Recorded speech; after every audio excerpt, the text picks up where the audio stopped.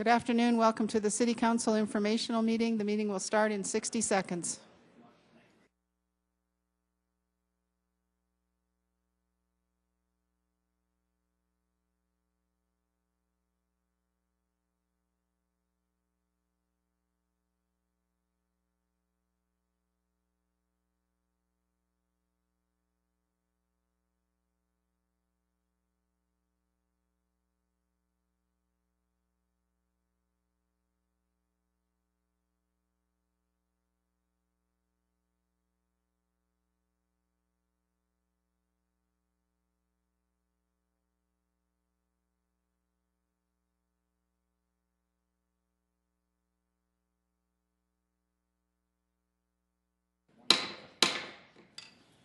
Good afternoon, everyone. Welcome to Carnegie Town Hall and the informational meeting of April 11th, 2017 of your Sioux Falls City Council.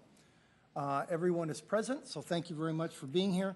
I'm going to open this up with a little comment about the annexation task force, which took place at 2 o'clock this afternoon. Councilor Selberg, Councilor Neitzert, and the meeting was chaired by Councilor Co-Chair, Vice Chair Kiley, and I want to commend all of you, and especially Councilor Kiley, for handling a very, very good meeting and a delicate topic in a very professional way. So thank you very much. I know we're going to get something good's going to come out of this as people realize that we're here to work together and come up with a common ground that we're able to compromise on. So thank you very much. Thank you for the comments. Okay. Let's move on then. Open discussion. Any open discussion? We could. Open discussion. I'm sorry. Fiscal Committee. Yes, thank you. Fiscal Committee met last week, Tuesday, and we just are continuing the conversation about that youth prevention line item that continues to be in the 2017 budget for the City of Sioux Falls, and we are just really just in conversation, and that's what the minutes reflect from last week. You'll see that we'll meet again in another month and probably have some more concrete proposals that'll come from that. So again, that's one of those real collaborative conversations we've been having over a period of time, you know, in private and in public, and so it's, you know, kind of, if you're a government geek, this is really the meat and potatoes of watching the sausage being made, I guess. So thanks for your patience. Off we go. There we go. Thank you. Okay. Thank you, Councilor Mbach. City Council open discussion. Councilor Kiley. I will just give you a little bit more details about the task force meeting that just took place regarding annexation. Following introductions, I made some opening remarks to the group, and then Director Cooper covered two items: the purpose of annexation, history of city-initiated annexations, infrastructure design standards. And then Assistant Attorney Danny Brown covered laws governing annexation and took different questions throughout. And then Albert Schmidt covered overview of unannexed property within the city and CIP projects impacting unannexed property. And then we did have some task force discussion, followed by close to 25 minutes of public input. One of the action items is the task force members. We will complete a survey in terms of determining the time and date of our next meeting, so people should look at siouxfalls.org for that meeting time, and we will also make an effort to reach out to all the media, print media as well as video media, to assist us in getting that information out. And anybody that was in attendance today that left their email addresses, they will also be contacted with that next meeting date and time, and actually with information going forward. In addition, on the siouxfalls.org on our website, the link is right on the home page. So you open up the home page, and the link, the annexation task force, is just to the left, and you click on that, and as soon as possible we will have all the presentations from this afternoon available online, including opening remarks and everything else that Director Cooper and Assistant City Attorney Danny Brown and Albert Schmidt had made throughout the process. So we'll have that, And hopefully the maps will be displayed that they use will be displayed as well. And I'll do some follow-up on that. But overall, I felt the meeting went well, and I thank my colleagues for assisting. It was really a true collaborative effort with that in terms of the city staff, too. Yep. And most importantly, the citizens that attended. Councilor Urtenbach. You know, Councilor Kiley, I appreciate the sort of overview of it. I also appreciate that Councilor Kiley sent out to us his printed opening remarks from that meeting. I've actually been sharing it with citizens who have been very confused by media reports and things that have been happening over the weekend. They don't understand what this group is about and what it's been doing, and so I've been sending those remarks out to those folks so that they understand just really the depth and the breadth of this conversation, that it isn't specifically about their house or their neighborhood. It really is about an overall policy. Again, all of those annexation things are really based in city council. They are not based in one ad hoc group like this. This is just the beginning of a large conversation, and so I would just encourage my colleagues to send it that way as well, and I'm glad that it's going to be on video and online so that folks can listen to those words, the accurate truth about what's really going on with that group. So thank you very much for your work. Thank you. I will just correct, it'll be on audio. Audio. You're probably better off not seeing me anyway. Yeah. Got a good face for radio like mine. On Good face for radio. SiouxFalls.org. Yep, SiouxFalls.org. So thank you very much. I was going to make oh, yes, and Councilor, that is a great idea to send the opening statement. It says everything about what the committee is supposed to do and will do in a very open and transparent way. So, Councilor Staley. And just in piggybacking on that, I think it was wonderful that the citizens were there to hear the conversation, because at the end of the day, they at some point may be affected by this and impacted, even though we'll be voting on the council. So whatever, I see Mike Cooper's shaking his head, yes, agreeing with me, thank you. So I think it was beneficial to have such a great turnout, and I hope in the future there'll be even more people coming, especially if we can change it to a night venue. One thing I wanted to say is that tomorrow is a year since our election. A year has passed. And I want to say thank you to the council members who have been so supportive and helpful to us, because coming on to this as a new council member, there is so much to learn, as we have discovered. So it's been a challenging year for me, but I'm so grateful a year has passed. And I also wanted to say a big thank you to our wonderful staff, because those people really support us. And we are part-time. In no way, shape, or form can we get everything done with another job in our back pocket. So we rely on our support staff to help us make the best decisions possible. So big thank you to you.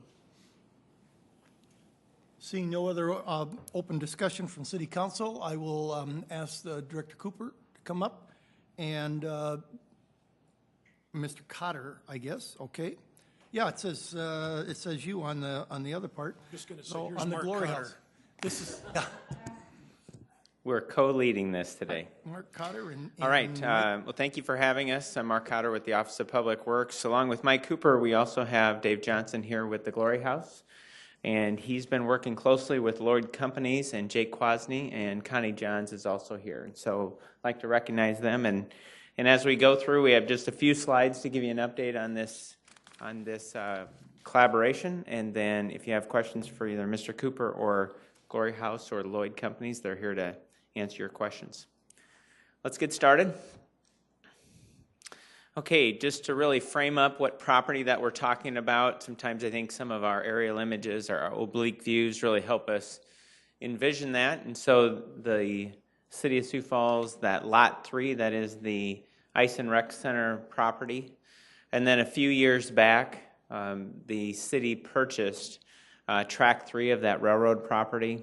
That was an assemblage of a much larger stretch of property that went from this location all the way north up to about 26th Street near Yeager Road. Okay.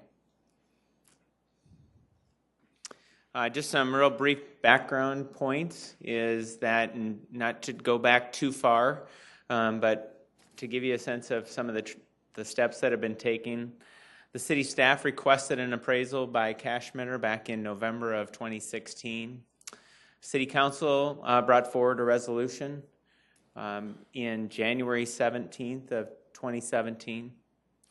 The appraisal was complete on the assemblage of these two parcels in February of 2017, valued at $675,000.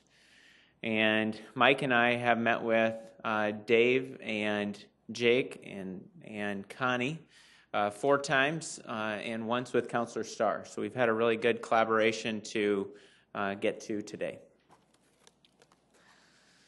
Okay, one of the first things we needed to do is that we need to confirm the land with a legal survey, and so we have a firm that's on retainer to do a number of legal land surveys for us throughout the course of the year. Infrastructure Design Group. The legal land survey and review of existing easements is complete, and this is the legal land survey. It shows that the total land area that is in question is 104,973 square feet. The original estimate based on the 2 parcels that were pulled from county records was just slightly higher. So just wanted to make sure that everyone knows now that we've tied down the land with a legal land survey. It's a great place to get started. All right, we've reached a tentative agreement with Glory House, and this is essentially the transaction that's in front of you for your consideration. Is Glory House would purchase a parcel adjacent to them for $50,000. And just graphically, it is shown on the screen as I look at it. To the left is Glory House's existing land. And so they would be willing to pay and get fee title on a slice of land that runs adjacent to their property, and it would be for $50,000 based on appraisal value. The next is the city will gift the additional parcel to assist Glory House with their expansion. And then the third parcel that's in light blue, city will sell remaining ice and rec property by public auction. Okay. So then we've tried to use those same 3 colors on the actual property with the oblique view, just to help you visualize this transaction, or tentative agreement, I should say. And so the yellow, again, that slice of property would be purchased by the Glory House. The next in orange would be gifted to the Glory House. And then the parcel in blue would be sold at public auction. All right, some conditions that we've talked about with our legal team to make sure that this meets the test for gifting public land. That's really that first bullet, but a gifting agreement would need to be developed and incorporate these bullets, and likely as both sides, both legal teams from the Glory House and from the city would work through these, but these are more the high-level conditions on conveyance. First one is really from state law. Real estate will be held for public, charitable, or humanitarian purposes and accommodation used for the Glory House expansion. Glory House will accept land as is. Glory House will comply with applicable laws and ordinances to develop a final site plan.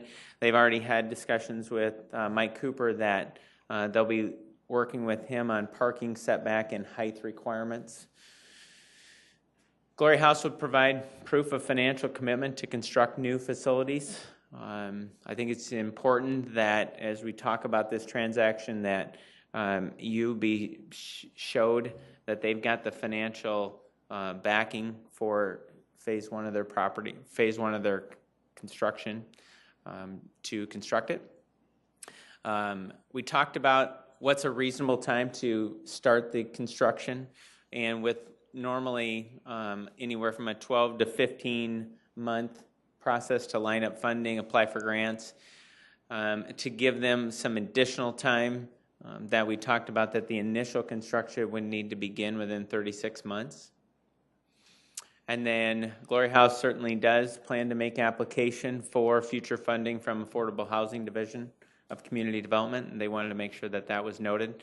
I think one of the key takeaways would be is that having a gifting agreement in place with these respective triggers protects the taxpayers, and that everyone would understand that there'd be a reverter clause in the gifting agreement that if these conditions weren't met, that it would come back to the public, okay? All right, next key steps. Really, there's three things that we really see today that need to be done, which is a legal land survey. That's complete. The next is to put time in with the Planning and Building Services Division and Glory House team to really develop and refine their site plan. Once that site plan's developed, then that property line can be drawn and ultimately a plat can be created. They're going to have to, that's going to take some time to develop. We would get some feedback from them, but I would expect that that'll take at least 30 days to work with their architect and get a buildable site. They'll work directly with Mike Cooper and his team on that site plan. Glory House certainly can be developing funding options for their multi-phase project. That is a bullet that came from Dave Johnson as we both kind of collaborated on what are next steps here. And then the city attorney's office, along with their legal team, can start to develop this gifting agreement. So ultimately with now the legal land survey in place, over a course of at least the next 30 days, a good thoughtful site plan be developed that meets the respective needs of the Glory House, but also the other requirements to build a building in this city. So then that property line can be drawn, and then ultimately the gifting agreement would get stood up. And so I think at this point in time, Mike and I are here to ask you, based on what you've heard today, is this approach, do you support the direction of this approach to keep moving forward? Okay, I'm going to ask first if Dave would like to make any comments, and then I'll go to the council. Dave, any comments?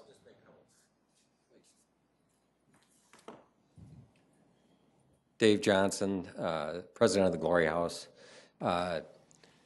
We've worked pretty long and hard to try to come up with some ways to bring everything together and for everybody, including the taxpayers, our clients at the Glory House, the city, all of us to walk away as I think winners in this, and I think this will do it. And I want to express, particularly from my board of directors, to the city and the city administration and to all the people we've been working with, a big thank you for supporting this project.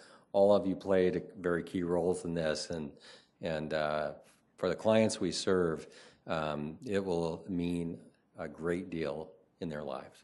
So thank you. Thank you. Councilor Neitzer. Director Cotter, so if I'm to understand, once planning and other work is done to figure out exactly how big the land needs to be, you would replat this one piece into three, and then the very small portion presumably would be sold for between 90 and 100% of appraised value, in which case you can sell it to one person, which would be the Glory House. That's their $50,000. The middle part is a donation, and then the part on the end is the public auction. That's correct. Okay, I guess I would just comment, I think it's a win-win-win for everybody. I like it. The one thing I'll just throw out, and I'm willing to take any commentary, is in a perfect world, it would be nice if there was room for expansion, and the only question would be, does this hem them in? That's my only minor little question, but it might be something worth sacrificing to get the job done and satisfy all parties. That's fair. Director Cooper. Mike Cooper, Planning and Building Services. As we've met with the group 4 times, we have talked about multiple phases long-term. And what we've also talked about is that in the future, as the city looks at acquiring the land north of here for the 49th Street right-of-way, that's also going to potentially provide some opportunity to work with Glory House on additional land. So we feel good that what we're talking about will meet their long-term needs for multiple phases. Councilor Staley. You had your hand up. Oh, I thought you were sitting there like this when That I- was me. Okay.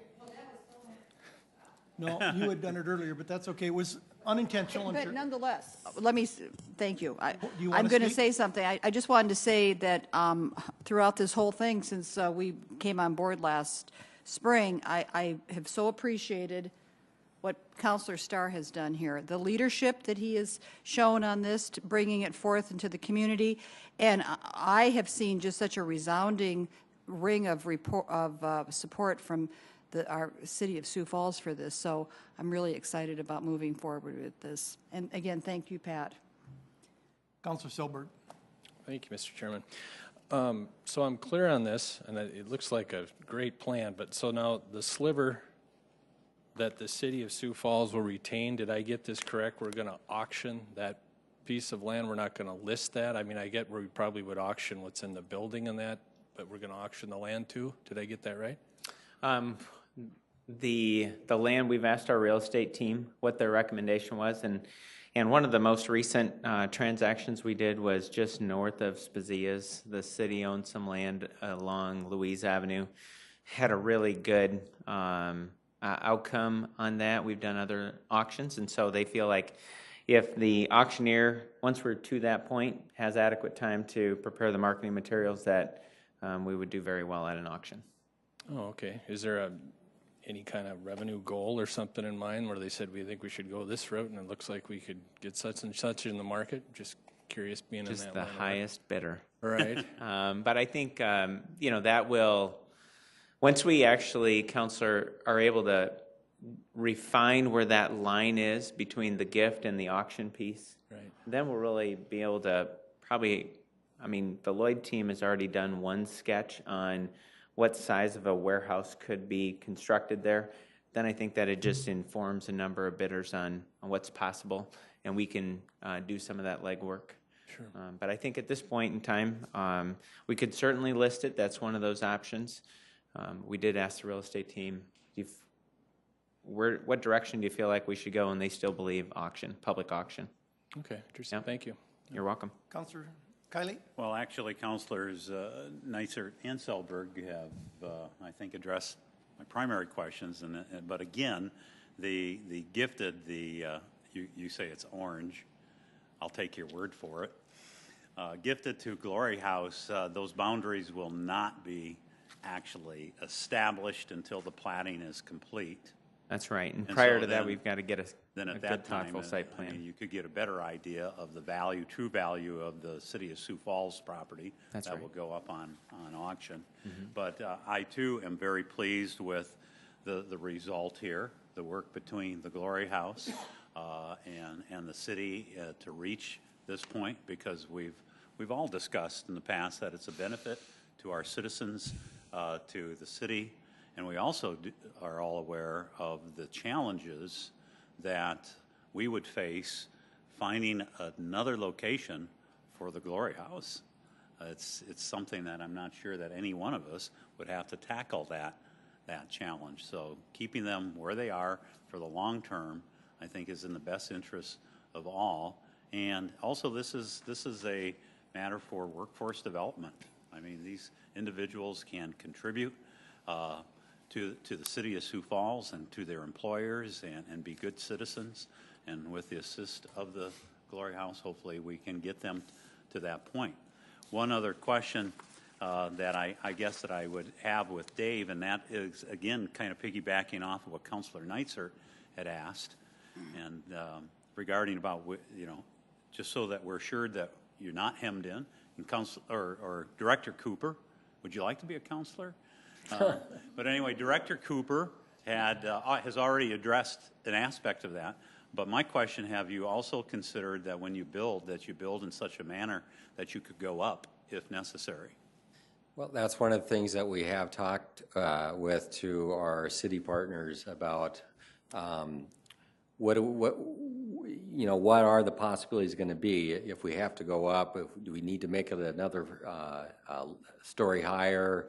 And that's one of the options we have. We are also very excited, I shouldn't say pretty, but very excited about the possibility of being in the discussions regarding the north boundary of that property, because that will allow a larger campus, which sometimes in our situation, a little breathing room for our type of clientele is not a bad idea. Yeah, great. To all, once again, to all involved, thank you very much. Councilor Neitzer. Who would be responsible for raising the building in its entirety, getting it to the landfill, and what about the disposition of all of the stuff that's in the building? First of all, the parks team would go in once we got to that point, and they would remove any salvageable items or memorabilia, and then the public works team, along with parks, from a restoration standpoint, we would remove the building, and probably with most of it being metal, take it to TJN from a metal recycling standpoint, but then parking lots and things like that would just be normally taken to the landfill. Okay, so the entities would just essentially receive bare land That's when correct. it's transferred? That's correct. Okay, thank you. Councilor Erickson. Thank you. So my question is, when the City of Sioux Falls property goes up for auction, can we have a minimum? So for example, if it appraises for X amount of dollars, can we set it at that minimum? Because we certainly don't want to give that piece of property, away for $15,000 or something, because it's a very unique piece of property, and you'd think maybe one of the neighbors, maybe the Glory House wants to bid on it, maybe the other businesses around there want to bid on it, but we certainly want to see some financial income coming from it. But can we set a minimum? Are we allowed to do that by state law or city ordinance? Oh, I think ultimately, as land is sold, we would bring forward to surplus all of it, and then ultimately get the authority from this council to sell it, and then you have to actually accept the transaction. And so if you're not comfortable with the amount that was raised, it just gets voted down. And so the answer would be, I believe, yes. Yeah, and it has to be at least 90% of the appraised value. It has to be 90% of the appraised value. And Or 80. I'm sorry, I don't mean to interrupt. 90. Is it 90? 'Cause it Yeah. was- okay, that makes sense, because that gives that standard of, we're not going to just give it There's a for floor. Yeah. $20,000 or something I think like with that. the It's amount gonna of be- interest that's been held over the years, I think you're going to see quite a bit of interest in this property. Okay, thank Yep. you. No other questions. I have a couple questions or comments. First, I believe Director Carney said that the ice equipment in there is still fairly new. And so I would hope that we're looking at something that we can do with that, either as a city to put that someplace where it can be used, or to look at maybe the Iceplex to give them a jump start on a 4 sheet of ice out there, which I think they can probably already use. So that would be the one comment that I would have there. And then I would just like to reiterate it's amazing what you can do when you sit down and get the right people in one room and you start talking. And so thank you very much for making that happen, both of you and all three of you. And once we got her done, we got her done. And that's a win-win-win, as others have said. So thank you all very much again. You're welcome. Again, I think the next two steps is Glory House team develops a real thoughtful, detailed site plan so that that property boundary can be developed. And then ultimately, both legal teams from the Glory House team and the city's legal team to really sit down and develop that gifting agreement. Until we have those two pieces, after those two pieces are in place, then I think we can develop a project plan that says, all right, mechanically, here's all the next steps, okay? Thank you very much. We'll look You're forward welcome. to being kept up to date. All right, thank you. Okay, next on to our next agenda item, which is Community Development Annual Contract by Mr. Les Kinstead. Or, Brett, are you taking this, or? Yeah, we're Gonna tag team it? We are. Okay, Order of the day. that'll be interesting.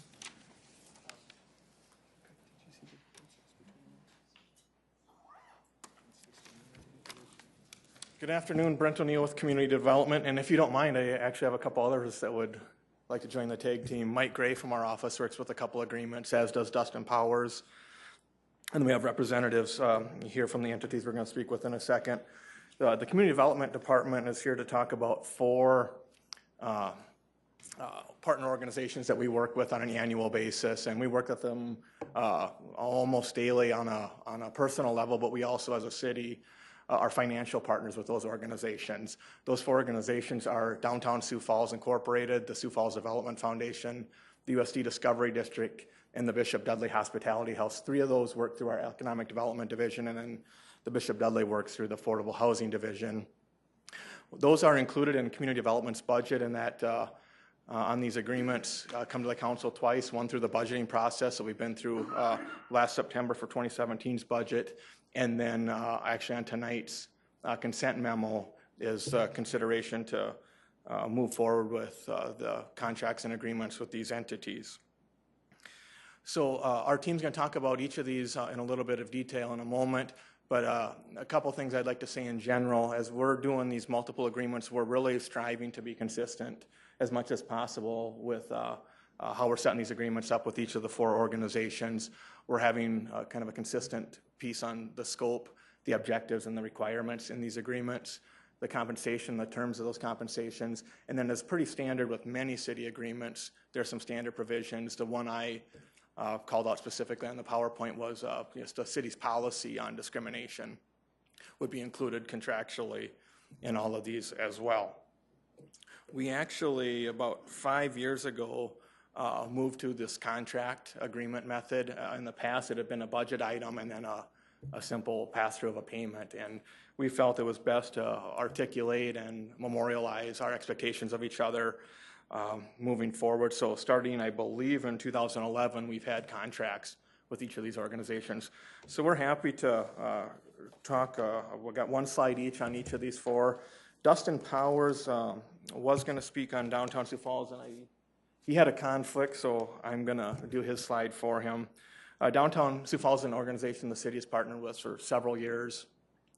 Up on the screen, you'll see the kind of the summary of objectives, but overall, they're an organization that's working to better the downtown Sioux Falls area. That's doing anything from working with local property owners, business operators.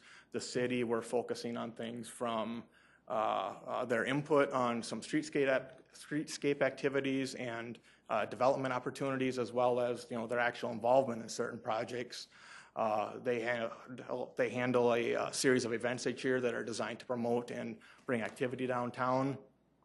And then they're certainly advocates for all things downtown, whether it's through their own marketing and strategic objectives, working with us on the downtown plan and the implementation strategies there.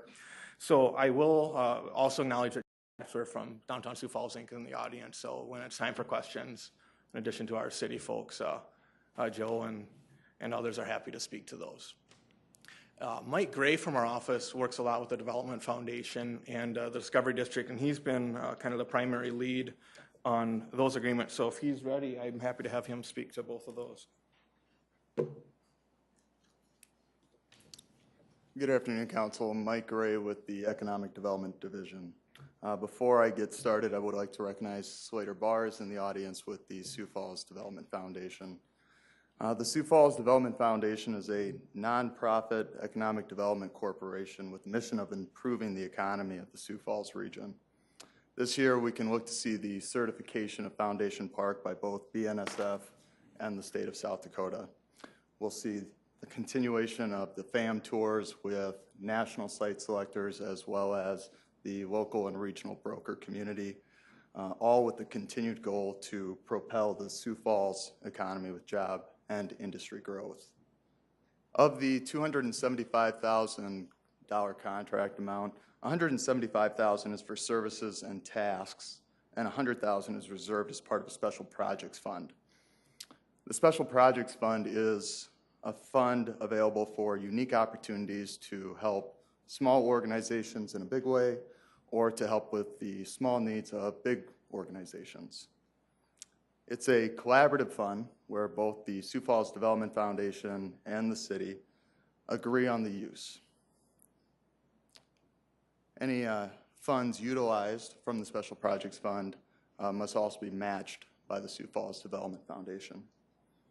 We have a close partnership, our office and the city, with the Development Foundation, and through this agreement, we look forward to continuing that partnership and our relationship. Before I get started with the USD Discovery District, I would like to recognize Rich Nazer. He is in the audience, here to represent the USD Discovery District. The USD Discovery District is an 80-acre corporate and academic research park under development in the Sioux Falls area. This year, we'll begin to see the installation and construction of infrastructure and perhaps even a few buildings.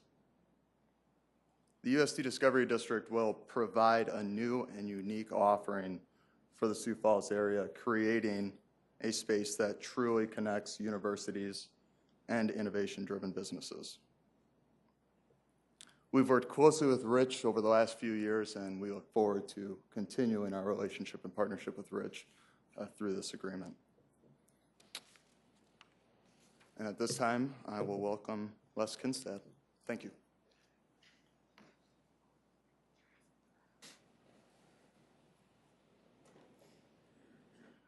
I'm Les Kinstead. I'm the Affordable Housing Manager for the city. I think I would be surprised if some of you or most of you, if not all of you, have not already heard about the Bishop Dudley Hospitality House. In effect now for some 3 years. We have some people in the audience who are familiar with it. Stacy Season from the Homeless Advisory Board, Commissioner or Councilor Urbanbach has also been involved in that. In fact, I think that's where the original motion concerning this budgetary allocation came. So, as I mentioned before, just a second ago, there was $120,000 appropriated by the council to be used to offset operating expenses for the hospitality house. It was originally founded by community leaders in the Catholic Diocese as a major impetus for getting that project going. Stacy wrote on a slide for another presentation that I will plagiarize from her. She did what I thought was a pretty good job of describing. It's a no wrong door shelter. In other words, you didn't come to the wrong door. This is where you can get some help and some services. Serves up to 80 men and 20 women at any one time. There are 7 family units at the center, and it incorporates what they refer to as a connection center during the day, so that showers, laundry, lunch, things of that nature can be taken care of. So pretty much a familiar operation to you, and $120,000 implementing same kind of agreement that Brent was talking about a few minutes ago. I'd be glad to answer any questions. Okay, thank you very much, all Thank of you. you. I think we'll open it up for questions now. I saw Councilor Erickson first. I just have some questions about the specifics of the agreements. I don't know who wants to ask or answer which question, I guess, based on, since you're here, Les, I'll ask you the ones in regards to the Bishop Dudley House and then Sure. move on to the other ones. Sure. So just looking at this one, I see in section 5, it says access to financial documents will be limited to available to the city for 3 years following the execution of this agreement. This is one-time funds for $120,000, but we're going to ask them to open their books for us for 3 years after they get this payment. Is that, am I understanding that? That's the way the document is written. It was actually drafted a combination between Danny Brown in legal and Vince Jones from the Woods Fuller Law Firm, and that those provisions were in there. I think it may also be patterned after some other agreements. So I hope that's enough of a direct answer for you. Yeah, I just find it interesting. The other one that I see in section 11, and I'll ask this about every agreement moving forward, so those coming up, I'll ask it about each agreement. This one says, by way of illustration, if the mayor would issue expenditure restraints reducing actual expenditures under the 2017 general fund operating budget by 15%, the funding provided for in this agreement may also be reduced by 15%. Now, when I look at these documents, though, this one's 15%. I think USD Discovery District is 5. If you look at downtown Sioux Falls, they can't bank more than 40%, and then anything over 40% comes back to the city funds. So I'm a little uncomfortable with some of this. So I either need some clarification or somebody to sell me on this idea. I think when it gets into what those, I'm sorry, I didn't mean to interrupt. That's okay. Go ahead and finish. When it comes to the Bishop Dudley contract, this is the latest wording that came from Tracy in finance and his people as far as what kind of percentages and the language and all the wording. Some of those might have been carryovers, but I think Brent or the guys would be better off talking to the economic development stuff than I would, as I'm not familiar with that those contracts. So, but that's the situation with Bishop Dudley.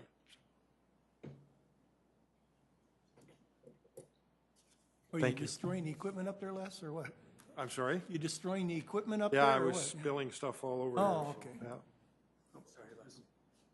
Councilor Erickson, that's a very good question, and I think it's on point with a goal of ours is to align these and get these as consistent as possible. And I believe maybe with the exception of the 15% in the Bishop Dudley House, that the other three, the three economic developments, one would have very similar language. It's in the downtown version I have here, it's section 5, and that's fairly standard language that we've used for a number of years. It's been tweaked over the years, but the goal is always that you have an outlook for the year on how things are going, and that if, for whatever reason, any measures do need to be taken to the year, that our partner organizations are part of those as well.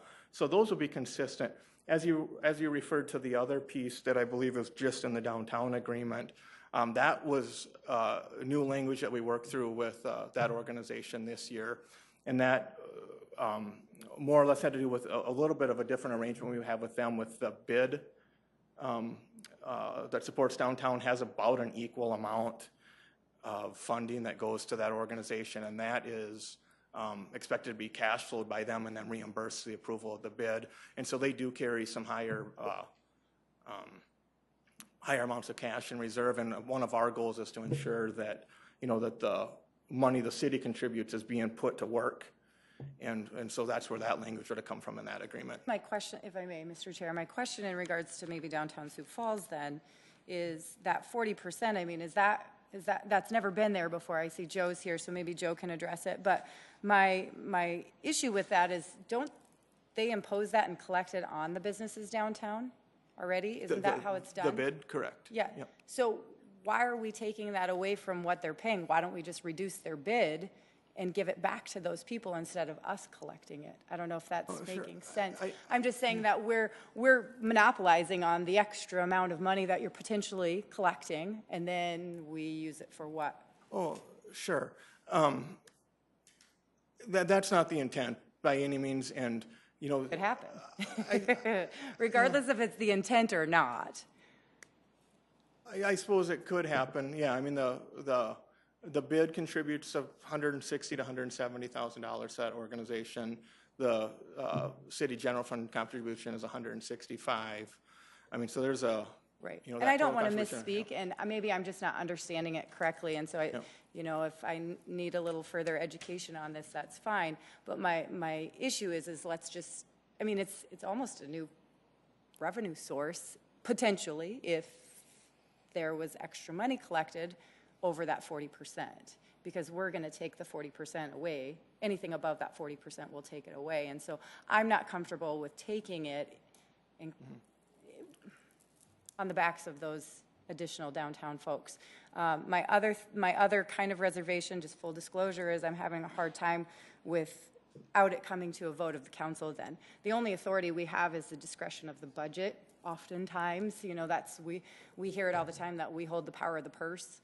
And so I'm a little uneasy and I'm not saying anybody's going to do it willy-nilly. I'm not saying it's not going to be mindful. I'm not implying any of that at all. But I'm just a little nervous of saying, okay, well, sorry, downtown Sioux Falls, you're going to get this, and USD Discovery District, you're going to get this, but we're still going to get all these other projects done that we wanted because we can cut these agreements. That's my fear. Sure. Because this council decided that this was a priority and a priority of the administration's as well. So speaking aloud, I'm just a little bit uneasy. I appreciate and I understand that, and I can tell you that as you say it, I can understand where the concerns come from, that those thoughts weren't the intention or purpose of doing this. And maybe a member of our finance team could explain it a little bit differently than I could. We couldn't necessarily underfund an organization and then just overfund something else without that budget authority. No, I'm not saying that you'd overfund it, but if we're having budget constraints, you can cut something from one of the other agreements to get something else to have that's already been appropriated in the budget. That's just my thing. I'm not saying it'd be spending on a new project or reallocating it anywhere. I think I personally would feel more comfortable if it was done with the thought of the council getting the final say and getting to vote on it. But I'm also mindful of the potential concerns that could cause as well with saying, well, every time we cut something, do you have to vote on it? I understand both of that, but I'm just a little nervous with, I need some clarification. I'm going to cut in here. I don't know about the rest of you, but I understood this as saying the 40% was you can't take the 165, you can't take more than 40% of it, put it into your reserves. I mean, our goal is as the city invests money in our partner organizations, that money is being put Back to into work, the- whether put in the community or put into activities that are, achieving those objectives. So it's, I think what you said, Councilor Raffing, is accurate. It's a way of allowing reserves to build up in an organization so that they can do their operations as necessary, but once they hit a certain threshold, that you're not taking city dollars to expand reserves further than that. Right. But we're also taking it from them and putting it in our piggy bank. That's my concern. How do you get that? Because it's saying the city may reduce the total compensation at year end up to the amount of cash, the cash balance exceeds at 40%. So if they make 50%, that 10% goes into our piggy bank versus downtown Sioux Falls. My point is let's just not collect it from the downtown folks. Let's not collect any extra. I know that's a tough spot to be in. Read that one more time, please. To the degree downtown Sioux Falls' unrestricted cash balance exceeds 40% of its annual expense budget as determined by the November 2017 monthly financial statement, the city may reduce the total compensation at the year end up to the amount the cash balance exceeds 40%. My concern with it is I don't want Joe going out and writing a check for something that maybe doesn't need to be done because he wants to get under the 40%.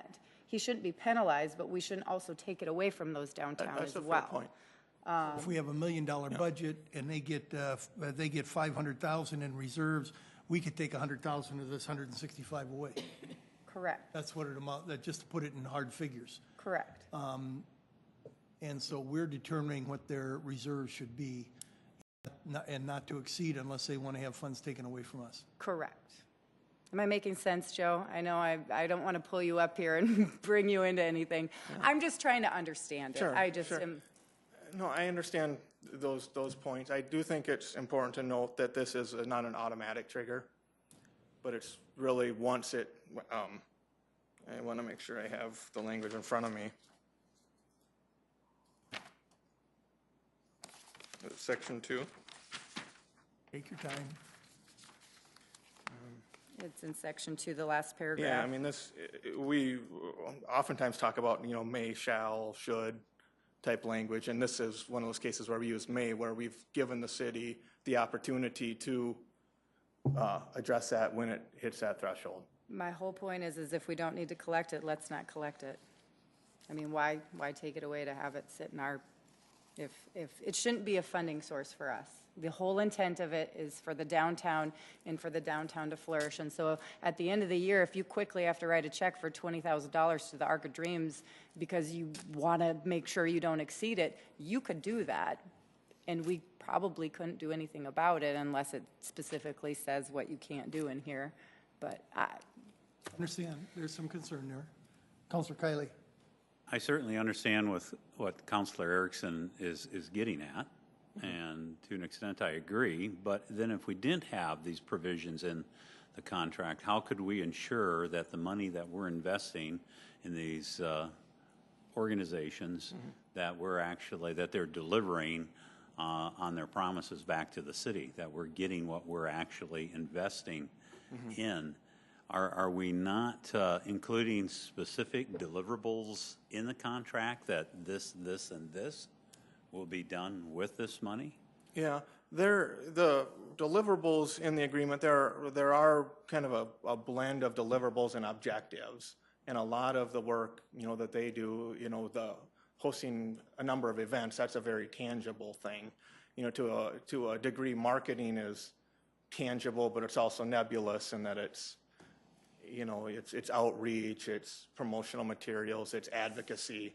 So it's those types of things as an organization that they do. The city's contribution to this agreement is about a quarter of their budget, and historically, it's been one of those things where this is kind of a contribution to that total budget, and that for their total budget, you know, they're expected to do everything that they do and they accomplish every year. Okay. Go ahead. I would just like to make a general comment about, downtown Sioux Falls and the Development Foundation and the Discovery District, as well as the Bishop Dudley Hospitality House.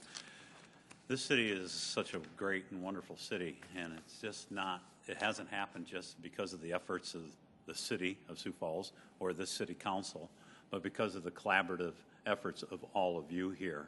And without you, we wouldn't have the city that we have. That is one of our biggest points, positive points that we have going for us, how we in this community all work collectively together. And we understand that what benefits us or me will also benefit the rest of the city as well, too. And so, or what benefits the city will in turn benefit me. So thank you to all of you and your participation. Councilor Silbert? Thank you, Mr. Chairman. I may be way off on this. I'm having a flashback to budget and see if I remember this right. So under the Development Foundation Special Projects Fund, is that the fund that has like $100,000 a year that you can award to a project? Correct. But it didn't get awarded last year, is that right? Correct. Okay, so does that just sit in reserve and then next year you give away double, or just sits and builds, or? Well, once, you know, the council appropriates a certain amount per year, and it's been $100,000 per year. So when that decision was made to not award, and that was from the city into that fund, we did lose that year's worth of funding.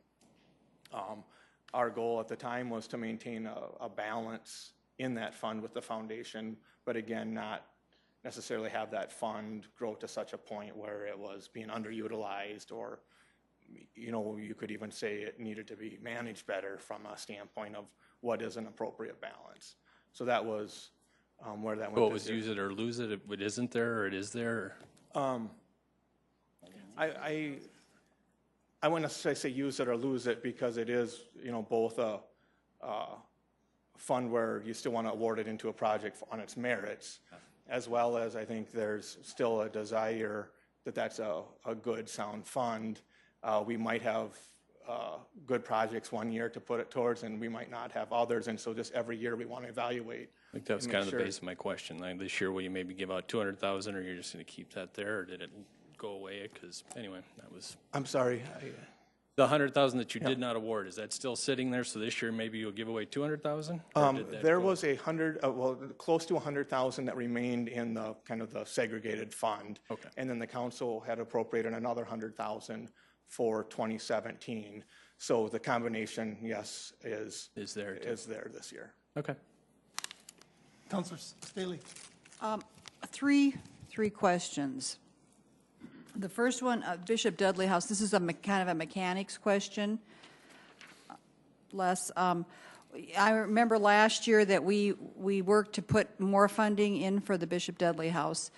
And, of course, we don't know yet how that's going to play out for the next year, right? Yeah, we wouldn't know what the 2018 budget is, because that's in the process, obviously, being put Well, together okay, this the year. question is, are you involved in that 2018 budget? Or, I mean, who's talking, or, I mean, if we ever wanted to kind of get a feel of the pulse of what's going on with those discussions, where do we ever get to inject ourselves into the discussion at this point before it's presented to us?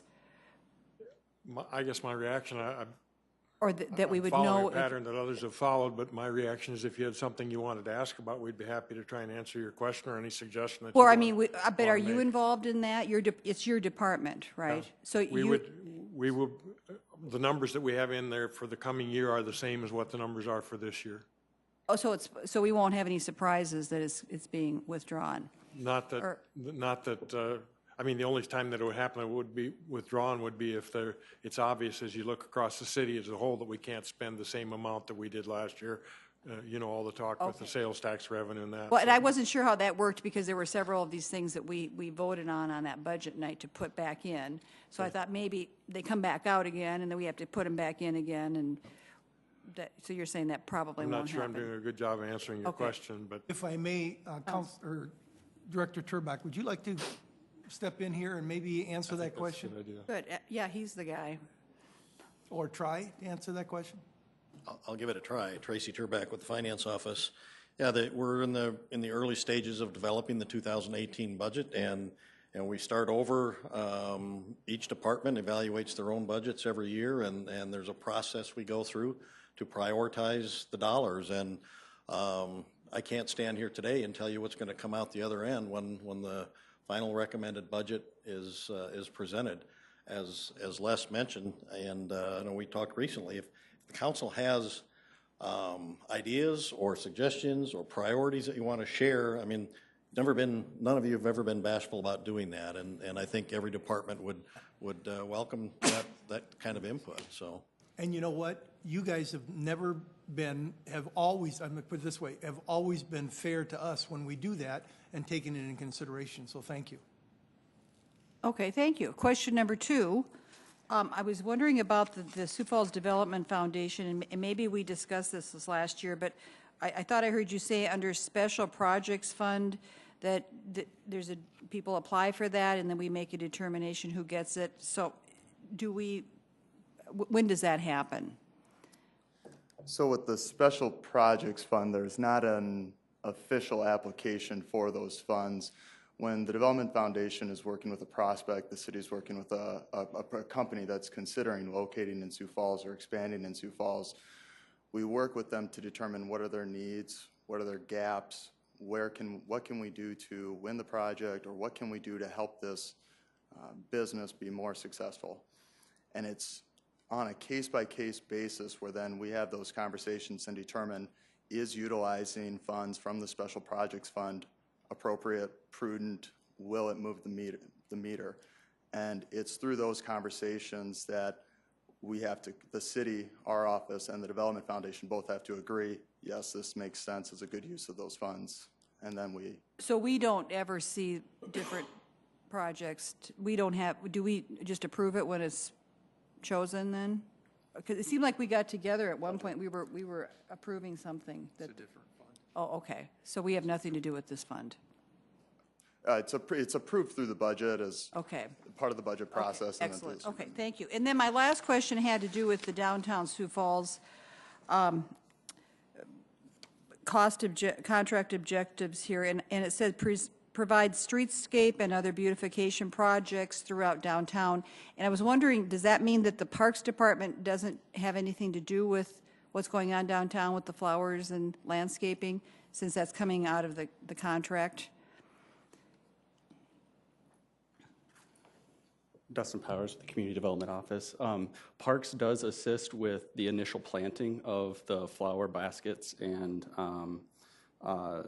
there's the spherical planters, and then there's the planters that are on the ground level, but then there's also hanging baskets. So hanging baskets are provided and watered and maintained all by downtown Sioux Falls, so that's one thing that they provide for. But then also the maintenance and watering of the spherical planters is something that's maintained by downtown Sioux Falls. The watering and maintenance of those are maintained after the initial planting's done. So all the plants are provided by the Parks Department. You're saying that those round plant holders, the Parks Department puts those in? Yes. Pays for the plants? Yeah. And then, but the ones in boxes, they do not? The hanging baskets, they do not. They do not.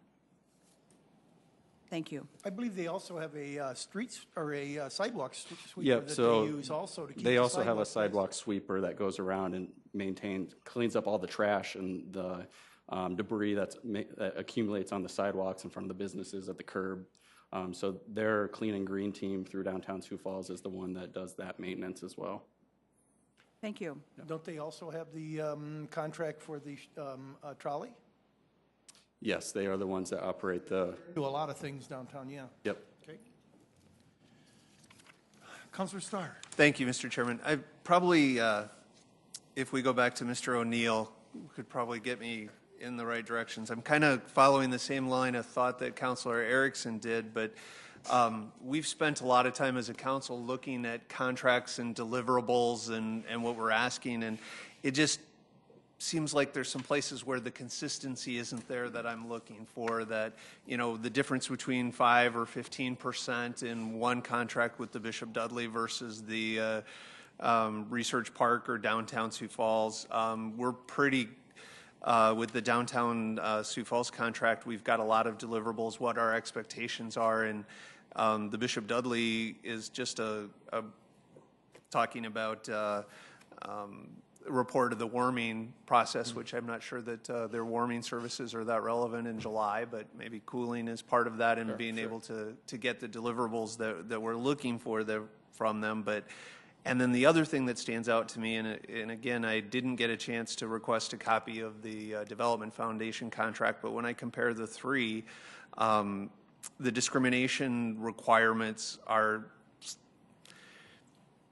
I wouldn't say significantly, but there's some differences in how it's spelled out, rather correct, or in the process. And so referencing our Chapter 98 of the Code of Ordinances, and then in one it goes into a lot more depth of what's expected of the organization versus the Research Park is more of a generic. So trying to find those, it seems like those are sections that should be almost identical in these cases. So no, that point's well taken. It's been our goal as we've done these to get them more and more consistent, and you know, we're going to continue to do that. You know, part of it is the natural evolution of working with partner organizations, and we each want a little bit different thing in there. So that's part of something we deal with. But the consistency thing, again, that point's very well taken. okay. The other is just making sure that it's important to us as a council at budget time that we get a chance to get that deliverable information. And unfortunately, it's in the middle of most of these program years and things. And so, again, the other place that stands out and maybe a little bit of an inconsistency is how these contracts are paid, and making sure that it's really clear when people get money and when they don't. So, and I know that you can't pay everybody the same way. So, I mean, that doesn't make sense either for forecasting and in budgeting, right. But as much of this information as we can get access to as part of the budget process will be helpful to us as we consider all of these things as we move forward. So, sure, no, good points. We'll make sure to work with your staff as well. Thank you. Seeing no other comments, I want to thank you guys, all of you, for being here as part of the community development contract information. Very important that you're here, and thank you very much. Seeing no other business, I'll adjourn this meeting.